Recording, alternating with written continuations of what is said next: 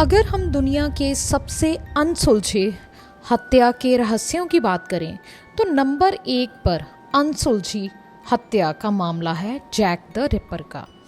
1888 में इंग्लैंड में 5 मर्डर्स होते हैं। ये मर्डर्स 137 साल पुरानी हैं, लेकिन आज तक ये पता नहीं चला कि असली हत्यारा कौन था। इस केस को पूरी दुनिया में इतनी ज़्यादा पॉपुलैरिटी मिली है और इस पर इतनी ज़्यादा जांच की गई कि एक समय ऐसा भी आया कि पुलिस के अनुसार इंग्लैंड की उस समय की रानी विक्टोरिया को छोड़कर इंग्लैंड की पूरी आबादी और यहाँ तक कि शाही परिवार के सभी मेल मेंबर्स भी जैक द रिपर हो सकते थे। तो आज मैं आपको ले चलती हूँ इंग्लैंड के व्हाइट चैपल ज़िले की बदनाम गलियों में 137 साल पहले, जहाँ रात है, कोहरा है, एक बहुत गरीब इलाका है जहाँ ज़्यादातर औरतें रहती थीं और अपना शरीर बेचती थीं, मतलब प्रोस्टिट्यूट्स थीं।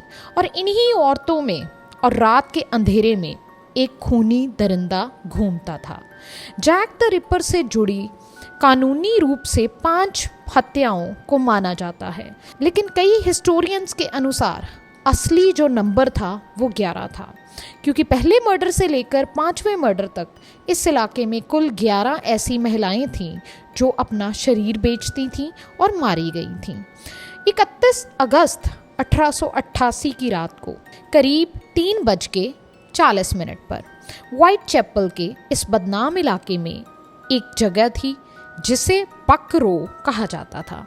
एक आदमी जिसका नाम था चार्ल्स क्रॉस वहाँ से गुजर रहा था और उसे अचानक लगा कि शायद उसके आगे कोई बोरी जैसी चीज़ पड़ी है, क्योंकि अगर आप इंग्लैंड का मौसम जानते हैं तो अगस्त के एंड तक और सितंबर की शुरुआत में ठंड, कोहरा और रात का अंधेरा, इन सब की वजह से देखने की जो एबिलिटी है वो बहुत ज़्यादा कम हो जाती है।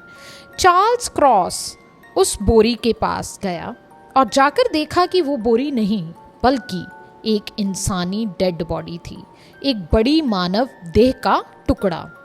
वे शरीर उस इलाके की एक महिला मरीन निकोल्स का था जो प्रोस्टिट्यूट थी।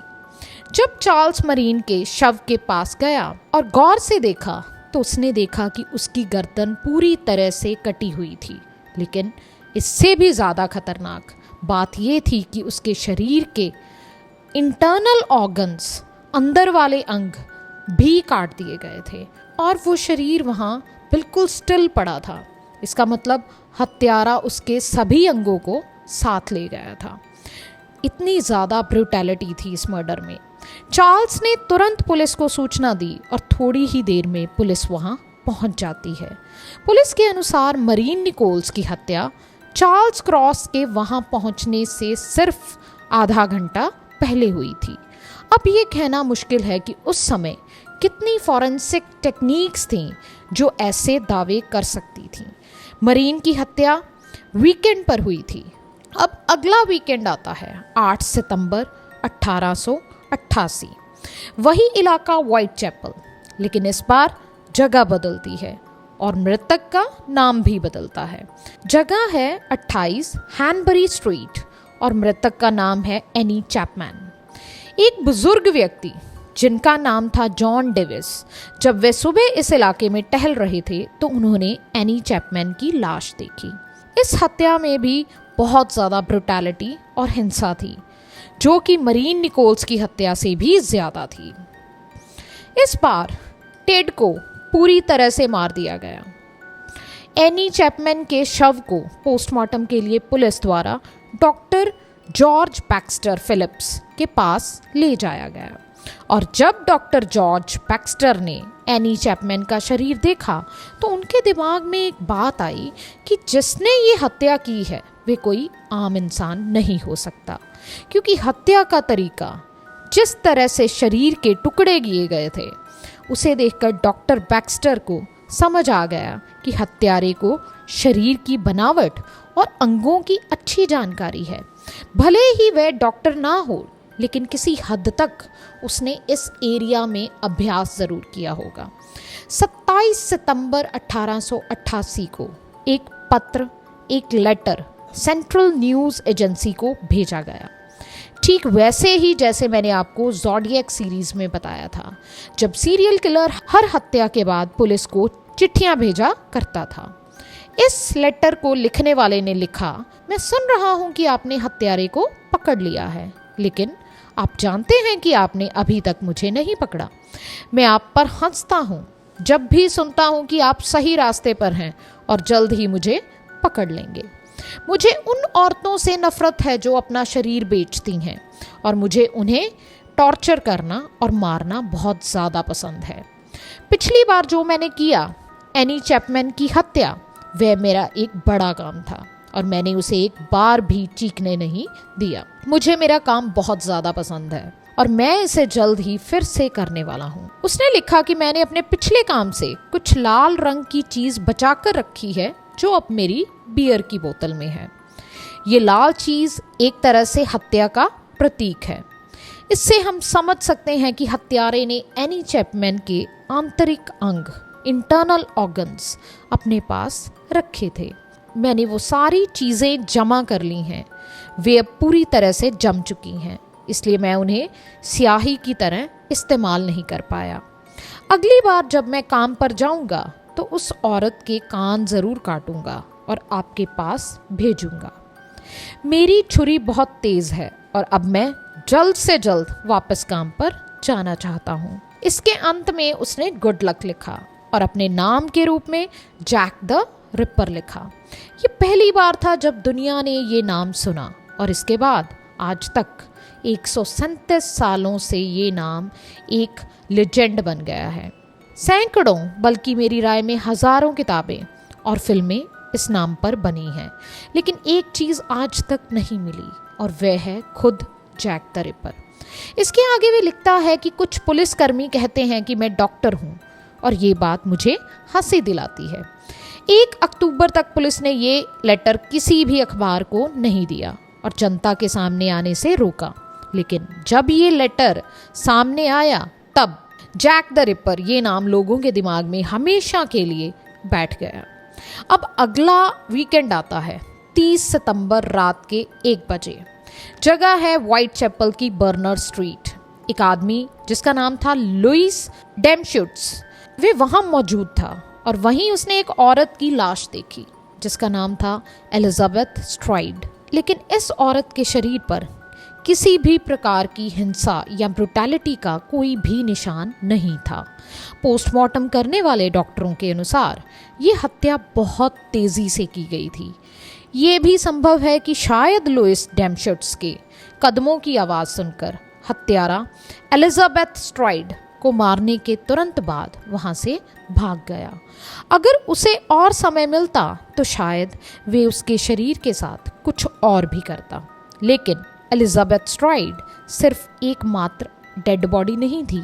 45 मिनट बाद एलिजाबेथ की लाश के साथ एक दूसरी लाश भी पाई गई और इस लड़की का नाम था कैथरीन एडोज।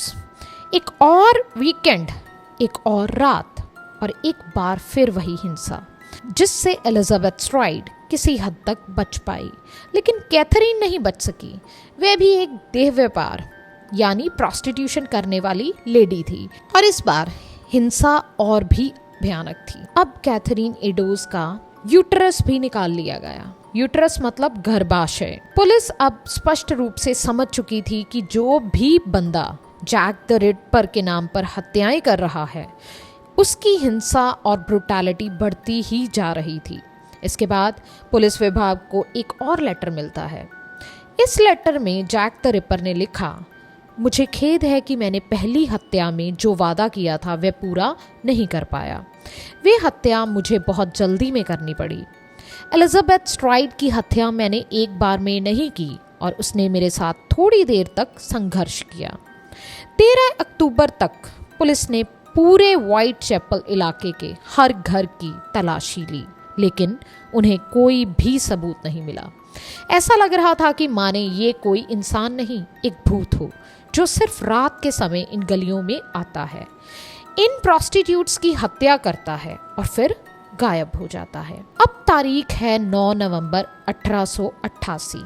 एक और वीकेंड और इस बार ये वेश्या, ये प्रॉस्टिट्यूट, ये अनफॉर्चुनेट लेडी थी मैरी केली।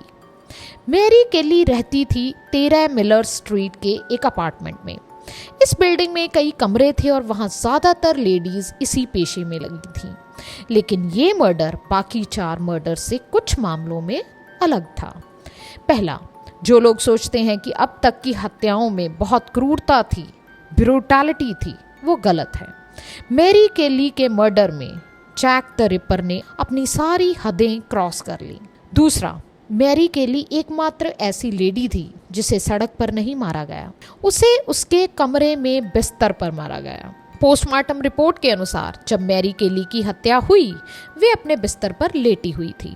इसका मतलब ये था कि हत्यारा कमरे के अंदर तक गया, जो अंदर से बंद था, और वहां जाकर उसने घंटों तक उस पर टॉर्चर किया, अत्याचार किया। बाकी पीड़ितों के सिर्फ आंतरिक अंग मतलब इंटरनल ऑर्गन्स निकाल लिए गए थे, लेकिन मैरी केली के शरीर की स्किन तक हटा दी गई थी, उसकी चमड़ी तक नोच ली गई थी। मैरी केली जैक द रिपर की आखिरी अधिकारित पीड़िता थी। मैरी एन निकोल्स से लेकर मैरी केली तक इन 5 के अलावा भी 6 और महिलाओं की हत्या हुई थी, लेकिन पुलिस ने अलग अलग कारणों से उन 6 महिलाओं को जैक द रिपर के केस से नहीं जोड़ा। हालांकि उन 6 महिलाओं का हत्यारा कौन था, ये भी आज तक पता नहीं चल सका। इसी कारण कई इतिहासकारों ने जैक द रिपर पर कुल 11 हत्याओं का आरोप लगाया। पोस्टमार्टम करने वाले डॉक्टर ने बाद में कहा था कि ऐसा कोई इंसान नहीं कर सकता, ये तो केवल शैतान ही कर सकता है। जिन लोगों से पुलिस ने जैक द रिपर के बारे में पूछताछ की या लोग हत्याओं के समय आसपास मौजूद थे, उनके अनुसार हत्यारा 25 से 35 साल का रहा होगा, जिसकी ऊंचाई लगभग 5 फीट 5 इंच से 5 फीट 7 इंच के बीच में रही होगी।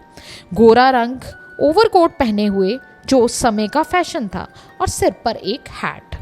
अब आगे बढ़ते हैं उस सूची की ओर जिसमें पुलिस ने सबसे संदिग्ध 3 लोगों के नाम दर्ज किए।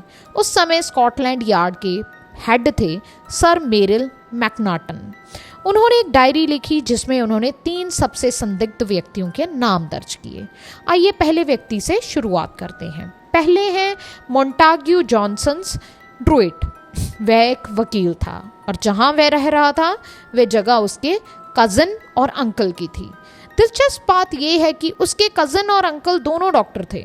पुलिस ने पाया कि मोंटाग्यू और बैरिस्टर हॉर्न साथ में अपने अपार्टमेंट में प्रैक्टिस करते थे। अब जो चीज़ मोंटाग्यू को इन हत्याओं से जोड़ती है वे ये है कि उसने अपने एक करीबी दोस्त को एक चिट्ठी लिखी थी जिसमें उसने लिखा, मेरी माँ पूरी तरह पागल हो चुकी है और मुझे लगता है उनके पागलपन के हालात मुझ पर भी असर डाल रही है। मैं भी पागल होता जा रहा हूँ। इससे ये माना गया कि उसका मानसिक संतुलन ठीक नहीं था। तीसरी बात, जब पुलिस ने मोंटाग्यू के रिश्तेदारों से बात की तो उन्होंने माना कि सबसे ज़्यादा संभावना है कि मोंटाग्यू ही जैक द रिपर था। एक और ख़ास बात ये थी कि मोंटाग्यू शारीरिक रूप से महिलाओं के साथ संबंध बनाने में असफल रहता था, जिससे उसके भीतर औरतों के प्रति बहुत ज़्यादा गुस्सा भरता गया और शायद यही कारण रहा होगा कि वे ऐसा दरिंदा बन गया। पहली हत्या से 1 महीने पहले मोंटाग्यू ने खुद कहा था कि वे पागल हो रहा है। 3 दिसंबर 1888 को पहली हत्या के 1 महीने बाद मोंटाग्यू की डेड बॉडी थेम्स नदी में मिलती है। क्या वाकई मोंटाग्यू ड्रूक जैक द रिपर था? ये सवाल उसकी मौत के साथ ही एक रहस्य बन गया। माइकल ऑस्ट्रॉग दूसरे सस्पेक्ट थे। इस व्यक्ति पर सबसे ज्यादा शक स्कॉटलैंड यार्ड के हेड सर मेरिल मैकनाटन ने जताया था। वह रूसी डॉक्टर था। पहला शक, वह एक डॉक्टर था। दूसरा, वह मानसिक रोगी था और उसे कुछ सालों तक पागल खाने में रखा गया था। तीसरा, जब वह सिर्फ 15 साल का था तब उसने एक बुजुर्ग महिला की हत्या की थी। मर्डर वाली रात जब पुलिस ने उससे पूछा कि वह कहाँ था तो वो कोई एक्सेप्टेबल आंसर नहीं दे पाया। इस वजह से माइकल ऑस्ट्रॉग पर गहरा शक हुआ, लेकिन सबूतों की कमी के चलते उसे छोड़ दिया गया। तीसरे सस्पेक्ट आते हैं एरॉन कॉस्मिंस्की। ये व्यक्ति एक पोलिश यहूदी था जो बाद में इंग्लैंड में आकर बस गया। उसकी कहानी और शक की वजह अगली कड़ी में सामने आती हैं। एरॉन कमिस्की एक मानसिक रूप से अस्थिर व्यक्ति था। वह एक मानसिक अस्पताल में रहता था और जो बात उसे जैक द रिपर से जोड़ती है वे है उसका औरतों के प्रति सख्त व्यवहार और नफरत। दूसरी बात जो एरॉन कमिस्को को जैक द रिपर से जोड़ती है वे है उसका हुलिया, जो हत्यारे के संभावित रूप से सबसे ज्यादा मेल खाता था। चौथी थ्योरी ये थी कि जैक नहीं, जिल द रिपर। कुछ इतिहासकारों और हिस्टोरियंस का मानना है कि जैक द रिपर एक पुरुष नहीं बल्कि एक महिला थी, इसलिए वे कहते थे कि जैक द रिपर नहीं बल्कि जिल द रिपर थी। इस थ्योरी को समर्थन देने वाले कहते हैं कि इतने कम समय में एक व्यक्ति ने 5 से 11 लेडीज की हत्या की और फिर भी बिना पकड़े भाग निकला। ये एक पुरुष के लिए संभव नहीं है, लेकिन अगर वो महिला हो तो ये बात समझ में आती है। उनका तर्क है कि जब स्कॉटलैंड यार्ड की पुलिस हर घर की तलाशी ले रही थी और उनके दिमाग में सिर्फ एक पुरुष की तस्वीर थी, तब एक महिला आसानी से बच निकली हो सकती है। ये भी संभव है कि वे महिला डॉक्टर रही हो या किसी व्यक्ति के शरीर की रचना को अच्छे से जानती हो। आप सोचिए, अगर रात के अंधेरे में खून लगा हुआ कपड़ा पहनकर कोई महिला पुलिस और लोगों के सामने से निकलती है तो किसी को शक भी नहीं होगा। इन सभी हत्याओं वाले एरियाज में ज़्यादातर वेश्वाएं रहती थीं और हो सकता है कि उन्हीं में से कोई एक महिला जिसने पुलिस को गुमराह करने के लिए जैक के नाम से चिट्ठी लिखी हो और 5 महिलाओं की हत्या करके निकल गई हो। अब बात करते हैं जोसेफ बार्नेट की। जोसेफ बार्नेट अगस्त से नवंबर 1888 के बीच हुई 5 हत्याओं के दौरान हर बार अलग अलग पता बताता था। मैरी केली, जो आखिरी पीड़िता थी, उसका बॉयफ्रेंड जोसेफ बार्नेट ही था और वे दोनों उसी अपार्टमेंट में रहते थे जहां मैरी को ब्रूटैलिटी से मार दिया गया। जोसेफ बार्नेट की नौकरी थी मछलियों को समुद्र से पकड़कर टुकड़े करके बेचना। यहाँ से एक लिंक जुड़ता है। इंसान भले न सही, लेकिन शरीर को काटने, इंटरनल ऑर्गन्स की जानकारी और चाकू चलाने का उसे बहुत ज़्यादा एक्सपीरियंस था। जोसेफ मैरी को बहुत प्यार करता था, लेकिन अक्सर दोनों में झगड़ा होता था क्योंकि जोसेफ को मैरी का प्रोस्टिट्यूशन करना बिल्कुल पसंद नहीं था। वे चाहता था कि मैरी ये काम छोड़ दे। उसने इसके लिए मेहनत करके पैसे भी कमाए, लेकिन जब उसका काम बंद हो गया और पैसे खत्म हो गए तो मैरी दोबारा उसी धंधे में लौट आई। कुछ लोगों का मानना है कि जोसेफ ने पहली 4 या 10 हत्याएं सिर्फ इसलिए की ताकि मैरी डर जाए और ये काम छोड़ दे, लेकिन जब मैरी ने नहीं छोड़ा तब उसने गुस्से में उसकी हत्या कर दी। इस थ्योरी का सबसे मजबूत पहलू ये है कि मैरी केली ही एकमात्र पीड़िता थी जिसका सीधा रिश्ता जोसेफ बार्नेट से था। जोसेफ ने मैरी के माध्यम से बहुत सी प्रोस्टिट्यूट्स को जाना और अंधेरे में जब वे महिलाएं अकेली पड़ जाती थीं, वे उनके पास चुपचाप पहुंचकर उनकी हत्या कर देता। लेकिन बाकी सब थ्योरीज की तरह ये भी सिर्फ एक रहस्य ही है। रियलिटी में कोई भी ये सटीक रूप से नहीं कह सकता कि इन हजारों लोगों में से कौन जैक द रिपर था। स्कॉटलैंड यार्ड के हेड सर मेरिल मैकनाटन से जब पूछा गया कि वे किस पर शक करते हैं तो उन्होंने कहा, हमारी रानी विक्टोरिया को छोड़कर हम हर पुरुष पर शक करते हैं। 137 साल बीत चुके हैं। वे बदनसीब महिलाएं आज इस दुनिया में नहीं हैं। वे एक भयानक तरीके से मारी गईं और हत्यारा इंसान नहीं बल्कि एक शैतान की तरह उनके शरीर से अंग निकालता रहा और फिर अंधेरे में गायब हो गया। तो ये थी आज की कहानी जैक द रिपर की। अगर आपको ये कहानी पसंद आई तो इस वीडियो को लाइक ज़रूर करें और कमेंट बॉक्स में जाकर ज़रूर बताएं कि आपके अनुसार जैक द रिपर कौन था। अब मैं आपसे मिलूंगी एक और वीडियो में एक और कहानी के साथ।